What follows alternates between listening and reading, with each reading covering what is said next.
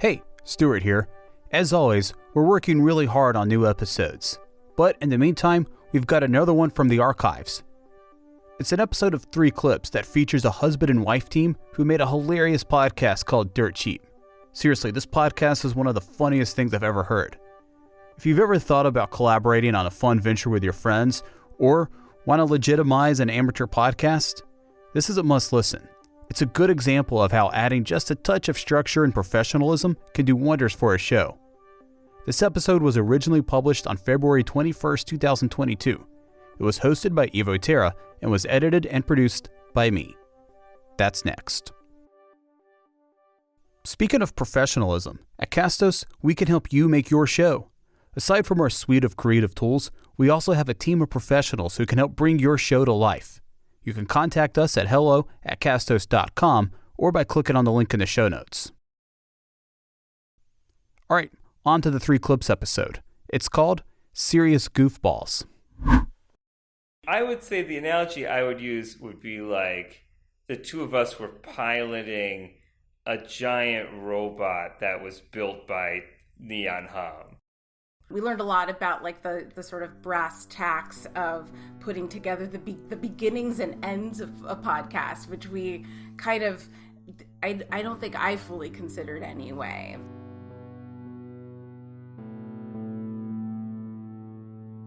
Hey, it's Evo again, and this is 3 Clips, a Castos original. As always, our goal with 3 Clips is to demystify the creative process behind great podcasts and to inspire greater creativity in your work.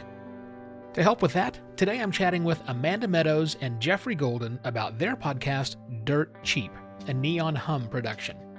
Dirt Cheap is a comedy show where Geoffrey and Amanda explore dirt cheap paperback novels. Well, explores might be generous. More subjects themselves to is on point. They find funny in the bad, and there's lots of funny to be found. Amanda works in publishing, hence her interest in books. She's the founder of The Devastator Press and works as a senior publisher at Oni Press. Geoffrey is the lead narrative designer at Pixagon Games and hosts another podcast with 2 comedian friends called Worst Movies Pod, so clearly he loves bad art. And this is some of the best bad art I think you'll find.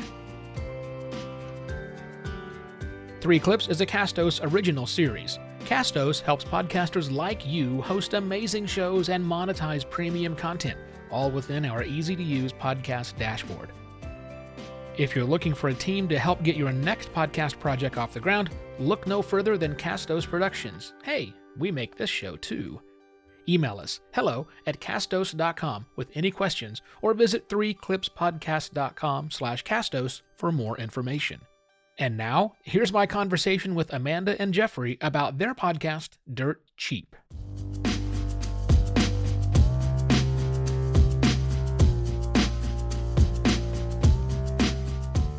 So I want to get this out of the way up front.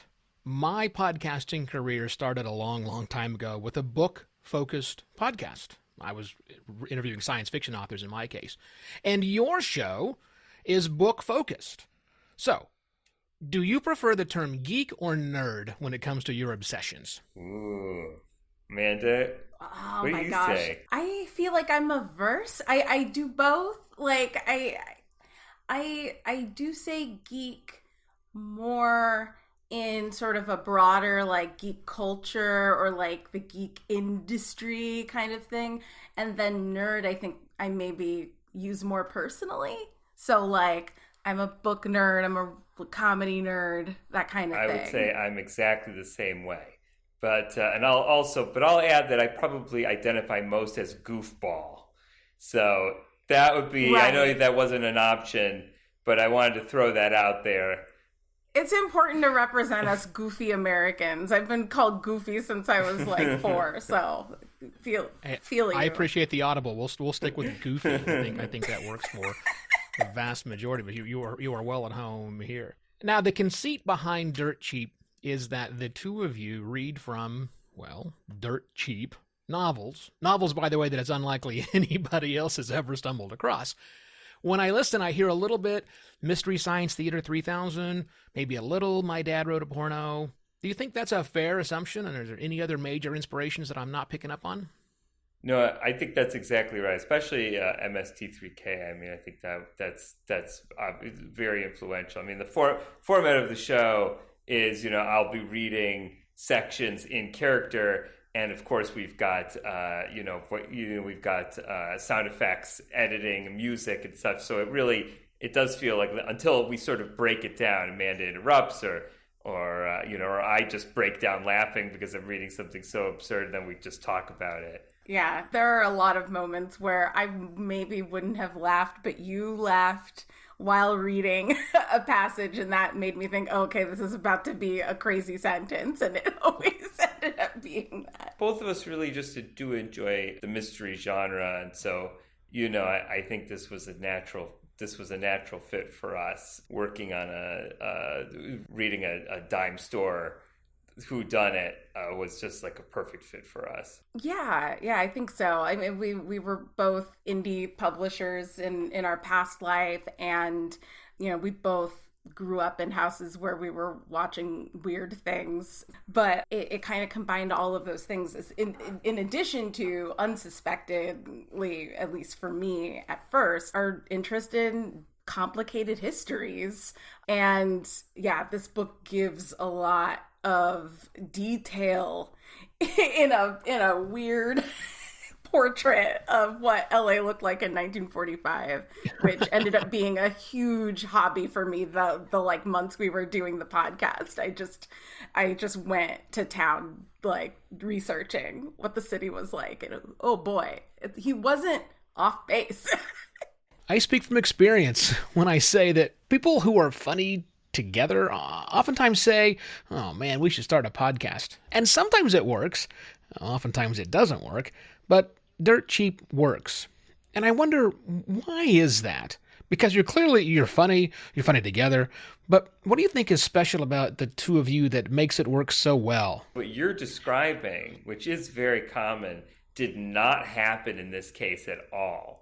Amanda and I mean, both of us enjoy performing on occasion, but I don't think either of us would describe ourselves necessarily as performers, as hosts, as actors, or what have you. I was an actor as a kid. I do more of it than Amanda does, but I enjoy doing it. But it's not how we self-identify.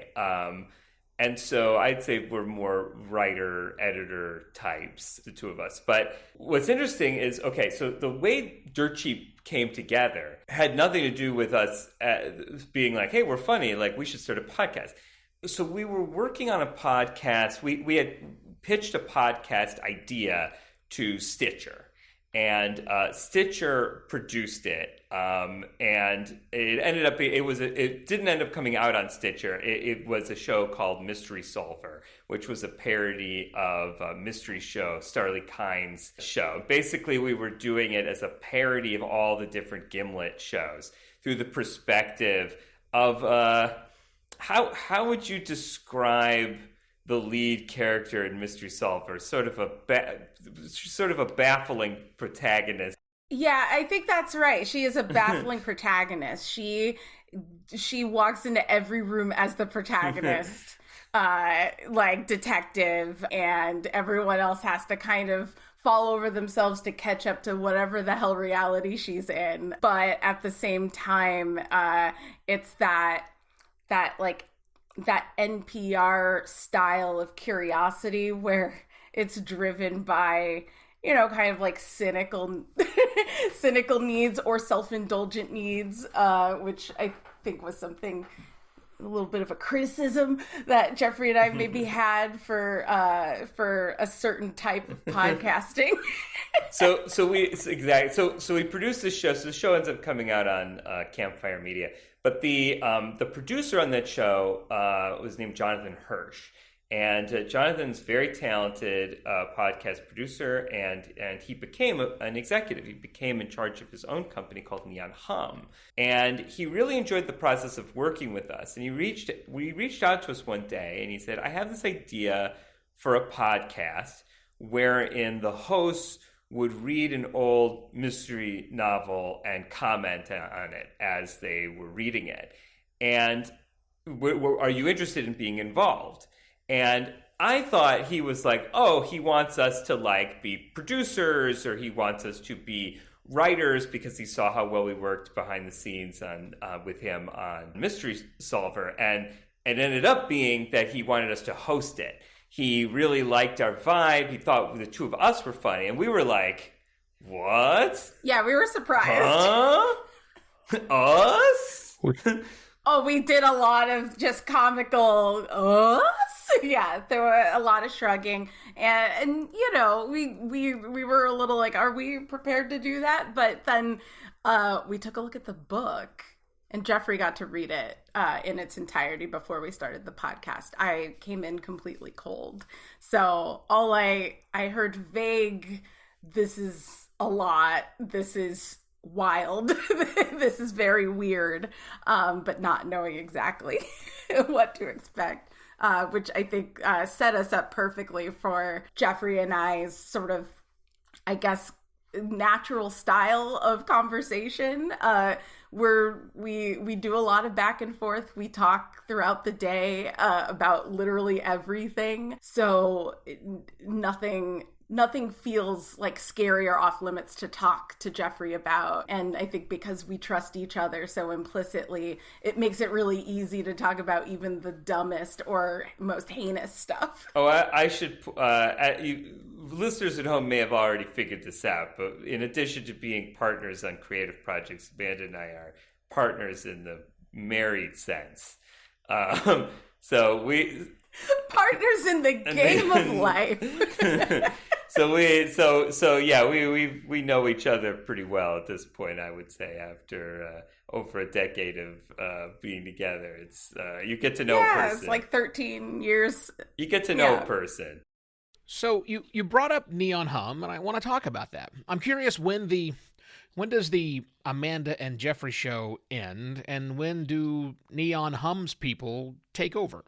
Sure, yeah. I'd say the premise of the podcast and research and fact-checking, all of that sort of early production and development work, we had the help of the Neon Hum staff, namely our main producer, Carla, and our editor and co-producer, Vikram, who really set us up. We knew what we were going into for each chapter when we were recording. We were recording weekly at the Neon Hum offices during the middle of the 2020 style pandemic classic, and the offices were completely empty. So we would just kind of pretend that we owned the place for a couple of hours and recorded by ourselves. And the editing and sound design, all Neon Hum, of course, with Vikram along with Scott Somerville, I believe. But when it comes to what we were saying, it's pretty clear when Geoffrey's reading from the book and when he's talking, but in terms of everything I'm saying is just truly off the dome. And some of it is every so often when I listen to a clip, I'm reminded of how surprised I was in the moment. I would say the analogy I would use would be like the two of us were piloting a giant robot that was built by Neon Hum. It was us in the pilot. We were piloting the thing, but all the mechanics around us were expertly crafted and engineered by the Neon Hum team. So it was really fun. It was a really seamless and fun process. They made it really easy for us to just jump into show notes and discussing what we need to record for. We learned a lot about the sort of brass tacks of putting together the beginnings and ends of a podcast, which we kind of I don't think I fully considered anyway. It's when you need to set up an unusual premise and introduce people you've never met before, and also some transition moments throughout the season of reading Murder in the Glass Room. That stuff is all just priceless production brain stuff from Carla. Just really set us up for success. How big of a part of your life is Dirt Cheap? I mean, when Amanda and I decide to do something, we invest in it. I mean, to our credit, we may be goofballs, but we are serious goofballs. Like we take the we commit to the goofery. I mean, we ran a humor press together for 8 years. We went around the country to from Comic-Con to Comic-Con, lugging heavy boxes of books to various locales. When we commit to doing something, we do it. And so we really wanted to do Dirt Cheap to the best of our abilities. For me, I was reading the chapters beforehand and rereading them, coming up with character, figuring out like potential character voices and like doing some research on like who might this be kind of like, who is this character maybe kind of sound like. For Amanda, I mean, she's pointed out earlier, she did a ton of research on the time period and stuff, and she had she had a lot of facts at her fingertips for when they came up. So yeah, we wanted to be funny, and we wanted to do a good job with the performance. We also wanted to be as knowledgeable about the time period as we could.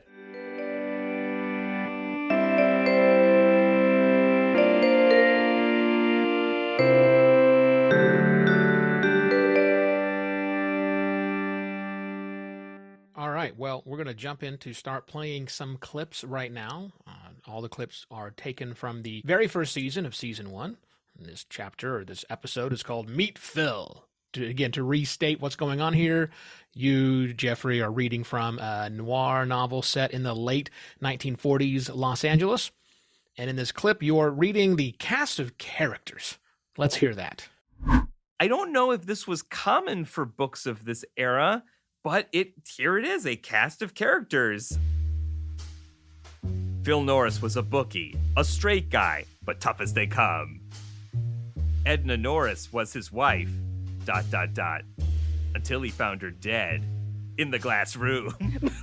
Okay, well that's slam dunk sales copy. Like they got me on that. They got one. the murder in the glass room like even before technically the book starts. Jerry Stearns was Phil's partner for years, but not a man to throw money away when he didn't have to. Murdoch was a smart cop. He had reasons for liking Phil. Murdoch. Shelley Callaghan was a newspaper gal, smart, beautiful. She'd been around. Professor Stanley was the head of Veterans United and other assorted rackets. Oh, I love it. Rosa Martinez had her own notions about morality. Oh, God. And she lived by them. Carlos was Rosa's boss. Oliver Martin was a shriveled up old man, but he lived at an important address. Why would you say that The White. now? He lived at the White House. He was the president. And finally, Willie had a grudge against Norris. Okay. By the way, Willie is an amazing character, and I don't want to spoil it but Willie has an amazing arc. The last scene that Willie is in is maybe the best scene in the whole book. When Stuart, who's the producer of 3 Clips, when he keyed in on this episode right away with this clip, he talked to me about structure. And it's because it's a funny bit, right? I mean, the whole premise is funny. Once again, it's a comedy show, right? But this particular clip shows the importance, in his mind, of structure and about how really any format can work as long as it has some good and intentional structure behind it.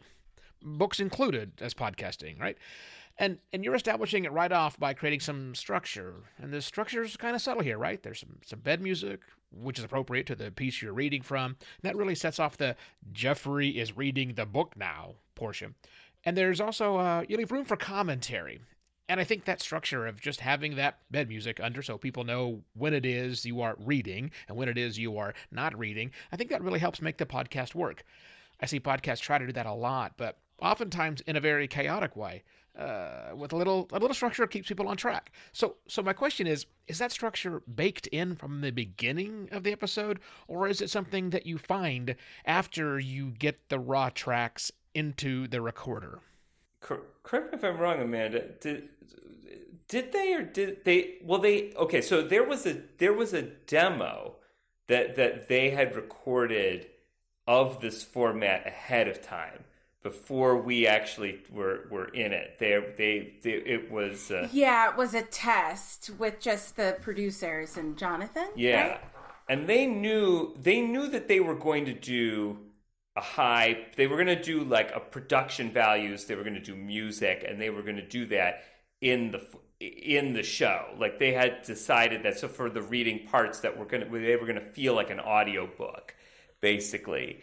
My idea was that they could take this content, they could take all the commentary out. I read most of the book, throughout the show. They could take all the commentary out and just put up an abridged version of this book. So I'm pretty sure it's public domain at this point, if they wanted to. So I think it was sort of baked into the format. Yeah, they had sort of troubleshooted that before we jumped in. Yeah, another part of that when we're reading the book is, switching sides for dialogue. Those like subtle things like that help me follow a conversation. Man, it's just you saying that reminded me there was something that was not decided, that wasn't baked in when we started, which was the cast. In the original demo, so speaking of all this cast, in the original demo, they had multiple actors portraying the parts. And what I think we discovered in the process of doing the first episode is that it made it sort of disconnected us, I think, from the story of me reading a book to Amanda. That's sort of the A story of the podcast, right? And so it disconnected us from that story.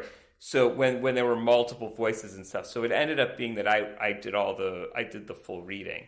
Yeah, I think it works better that way, and I agree. I think that primary notion of Geoffrey's going to read a book to Amanda and we're going to get Amanda's amazing commentary afterward really works. Because if not, you're just listening to somebody else read an audiobook and then breaking in all the time to have conversations. I think that would have made more sense if it truly was like MST3K, where this was like a found audio. Like this was like, we unearthed some like ancient audiobook that was like ridiculous, and then we're just going to cut it and just splice our commentary in. But there was no audiobook for this. So, it would have been weird to like make one and then cut into the thing ourselves. You know what I mean?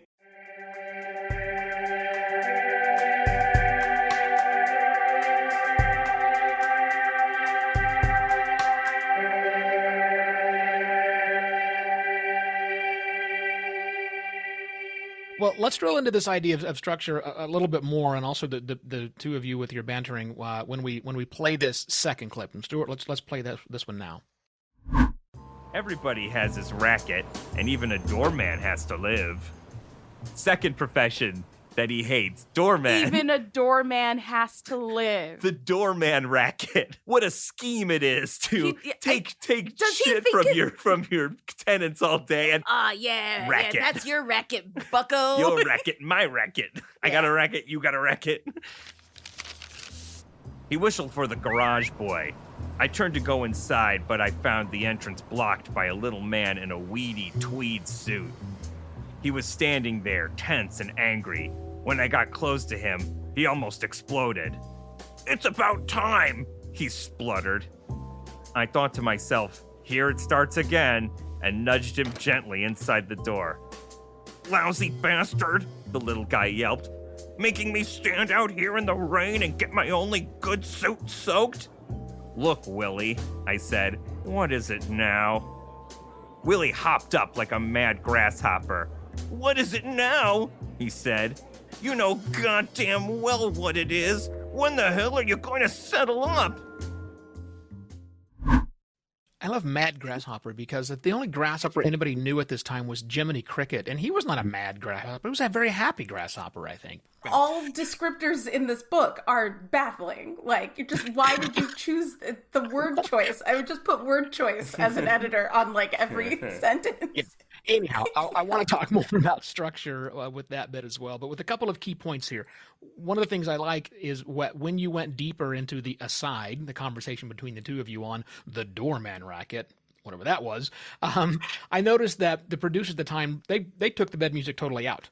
Because there's several seconds where you're having a conversation about that. And I think that's very smart because it lets the audience know that it's not book reading time. Now it's commentary time. Also, some very well placed sound effects with sound of cars, and there was a whistle that was in there. All that works. But what I really want to key on is the banter. How much banter would you guess is or was left on the proverbial cutting room floor? Oh, that's I think especially for the first couple episodes, probably a lot, because there were some where I definitely just went off the deep end and was like, but if this happened in 1632, then what? Just like really like going off the map in my responses to things. And I think those things have probably got cut out in the early parts of the show. But yeah, I think as we went on and more of we started to get a better sense of like how long is too long to talk before we get back into the book. Because we didn't want to like completely derail the reason for the season, but it was still, just enough so that we could still get a couple points and jokes in. I know that they definitely cut sections of the book itself. So they were definitely abridging the book itself.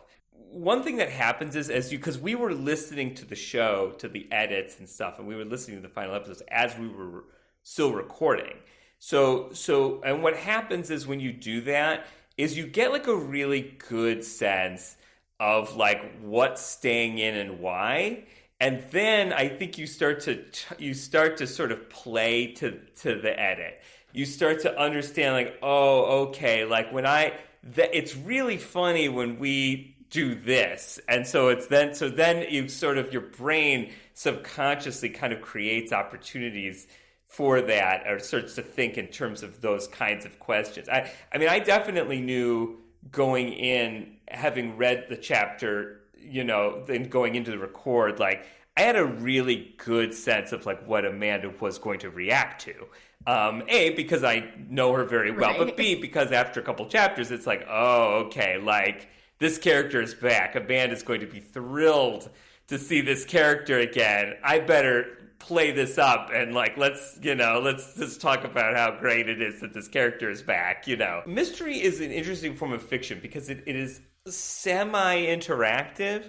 There's an anticipation that the reader is reading to figure something out, right? Like a player would in a game. And so part of me wanting to keep it as secret as possible is just because I wanted to get Amanda's reaction to the twists and turns and the clues and all of the mystery elements so that it would be more fun. I don't think it's much of a spoiler to say that the mystery elements are completely lacking. And boy, do I get furious as the book goes on. The lack of craft in this so-called mystery. You were so mad at a certain point. It was very funny. Mr. writes an Excel spreadsheet. I do. Well, because you're all about those branching paths. Right. In game writing, we use spreadsheets, the nerdiest way to potentially write something. So not only are we writing, but we are writing in like the geekiest format. So yeah, I get upset. I got upset with the book, but yeah, I always wanted to keep it a secret from Amanda, get those reactions as fresh as possible, and and it's, as you can hear in the edit, it works out great because Amanda's incredible off the cuff.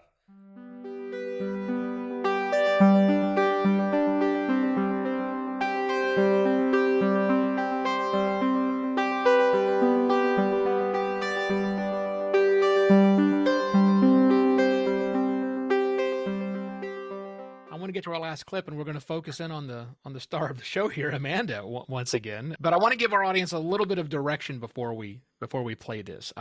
Pay specific attention to the role that Amanda plays here, dear listener, and then we're going to come back and talk about it. Stuart?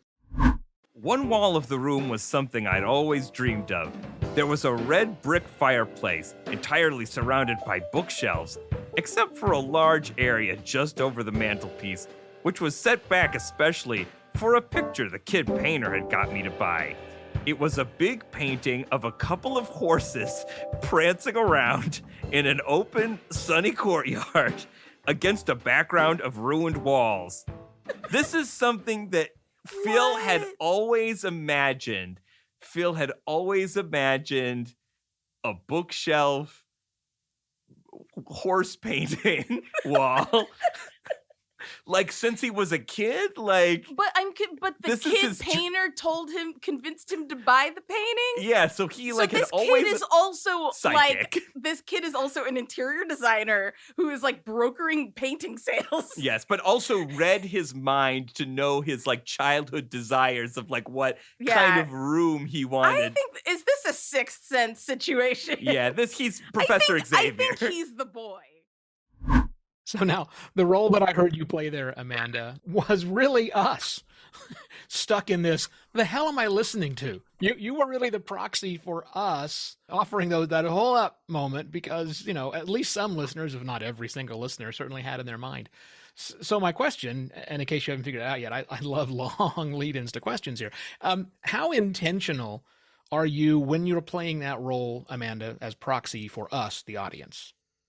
Ooh, I think I'm of two minds in that role as proxy, because I have like a double, triple, quadruple consciousness as someone with like many intersecting identities. I tend to already be thinking about how I'm going to be received. So some of that already kind of came naturally, like being able to transmute my own thoughts and feelings in a way that other people could still find legible while still sounding like myself.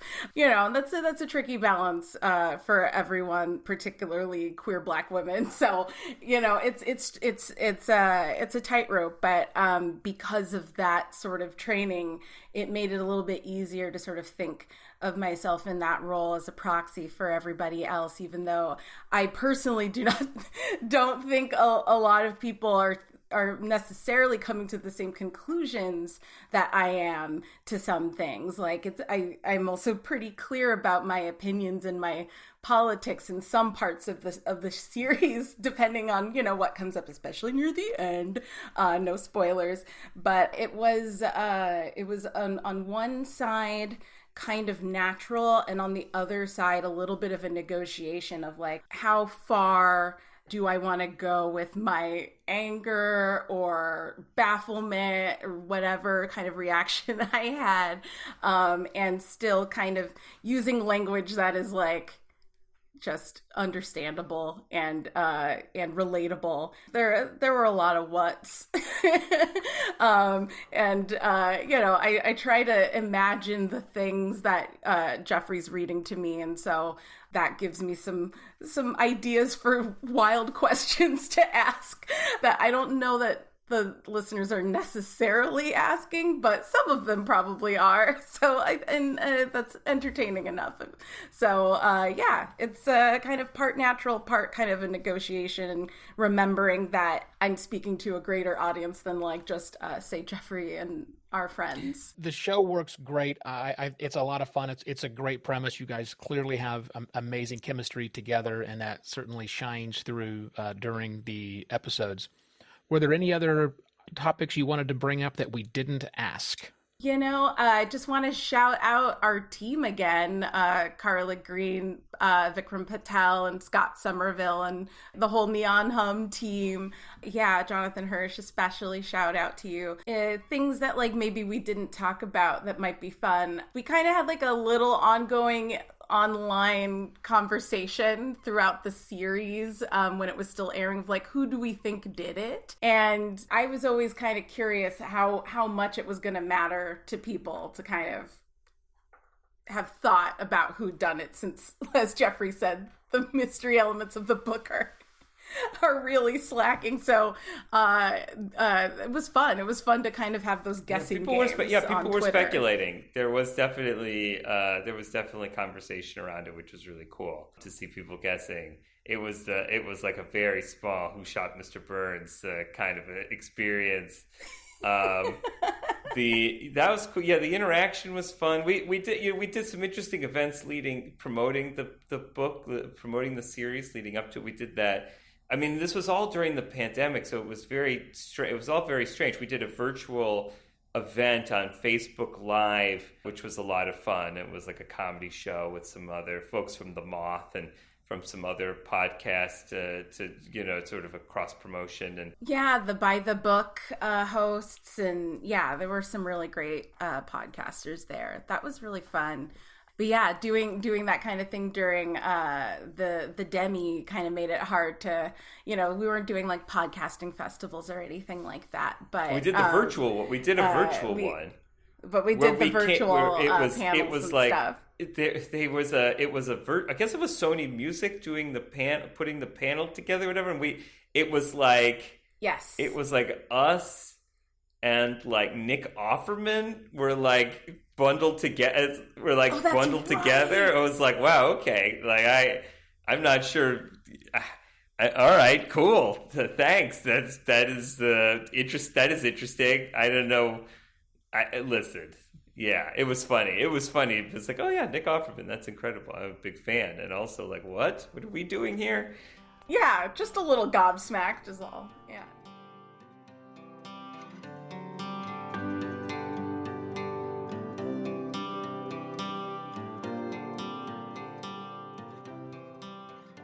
A big thanks to Amanda and Geoffrey for sharing their collaborative creative process behind Dirt Cheap with me today. Podcasting is great for creative explorations just like this. Sometimes, podcasters attach some high-concept, esoteric meaning behind their podcast. There's clearly a lot of thought and effort put into this podcast, but at the end of the day, Dirt Cheap is just about being funny. And that works great, because it is funny. That's my kind of racket. You can get all the episodes of the first season of Dirt Cheap at Neon Hum's website, neonhum.com. Or just follow the link in the episode details. I have been and shall be your host for this season, Evo Terra. Thank you so much for listening. You can find all the episodes of 3 Clips on our website, 3clipspodcast.com. And you can support the show by telling a few dozen of your closest friends. Again, that's 3clipspodcast.com. This episode was produced and edited by Stuart Barefoot. Theme music was created by Tyler Litwin. Matt Medeiros is the executive producer of 3 Clips. If you can't get enough of me, follow me on Twitter, where I'm at Evo Terra. And if you're a serious podcaster with an interest in making podcasting better, please check out my daily short-form podcast called Podcast Pontifications, which you can find at podcastpontifications.com. 3 Clips is a Castos original series. You can learn more at castos.com. All of these links are in the episode details. And now our bonus segment. Each episode, we ask our guests for a podcast they'd recommend that isn't at the top of the charts. A show they'd like to show some love to. We call this segment, Play It Forward. I'll put a shine on a couple that are kind of newish or haven't really been talked about. One is White People Won't Save You, which is a really, really funny new podcast from 2 comic book creators of color who've also written in other mediums. And each episode, they're kind of talking about a different movie in which there is a white savior element. So we're talking The Help, we're talking The Blind Side, we're talking Lilies of the Field, we're talking like all of the classics, in addition to weird dumb movies like Save the Last Dance or stuff like that. And they have on like a really funny cultural critic. They've had folks from Vulture and the AV Club on, and they just kind of break down the movie and the reasons why it's, being dissected, and also kind of showing a lot of like funny and conflicting viewpoints about how some of these tropes play out in movies. I'll start off by shouting out a show I listen to regularly called There Are No Girls on the Internet. It's with host Bridget Todd, and she's talking about one of the most important conversations we're having right now, which is the internet and the culture of extreme misinformation and violent rhetoric and all kinds of problems that particularly marginalized creators and voices are having on the internet right now.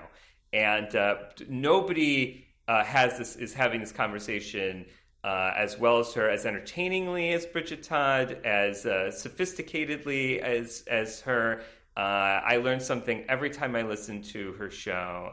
It's really just top notch pod. She's got great interviews. She does deep dives. She does rant. Sometimes she'll just rant about a subject for 10 minutes, and that's the whole show. But it's oh, what? But she gives you perspective. So anyway, There Are No Girls on the Internet. I believe it's on iHeartRadio, wherever you get your podcasts. And I'm on a show called Worst Movies Ever Played, and it is an actual play RPG podcast. So for those who don't know what that is, maybe if you haven't heard of Critical Role or something like that, actual plays, it's where you play a D&D type game, a role-playing type game, and you record it as a podcast or as a Twitch stream or something like that.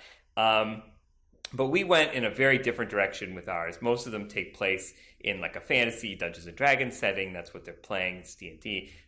Worst Movies Ever Played, we're basically improvising bad movies from the 1980s that you would get on a VHS tape at a Blockbuster video. So these are weird cult films that we're improvising with the help of an RPG game system. And we've done some absolutely wild episodes. We did one where I played a Chuck Norris analog whose best friend's brain was transplanted into Air Force One, and I'm riding my best friend who is this plane, and then terrorists attack. So the plane and I have to team up to defeat the terrorists, and the movie is called Air Force Fun. Anyway, these are example of the kind of strange and bizarre. I play with two of my good friends. All of us are comedians, comedy folk, and you can find that on Worst Movies Ever Played on Starburns Audio Network, home of Dan Harmon's shows and Gilbert Gottfried and others. That's where I will play it. That's where I will send it forward into.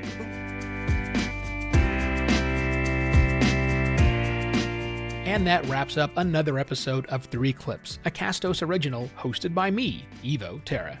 I truly believe that one of the best ways we can make podcasting better is by understanding what goes on inside the heads of our fellow podcasters. Thanks for joining me this season. Cheers!